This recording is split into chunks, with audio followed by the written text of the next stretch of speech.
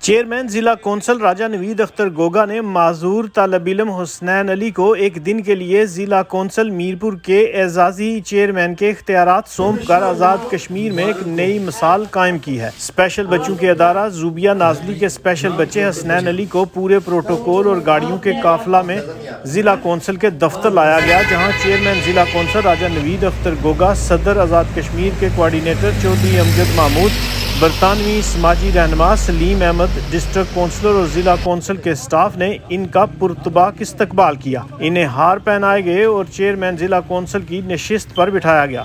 Chairman ضلع council راجہ نوید اختر گوگا نے special بچے حسنین علی کو ایک دن کے لیے اعزازی چیئرمین ضلع کونسل کا نوٹیفیکیشن دیا۔ اعزازی چیئرمین نے چارج سنبھالنے کے بعد مختلف امور دیکھے اور نہایت ہی پراعتماد انداز سے مختلف فائلوں پر دستخط بھی کیے۔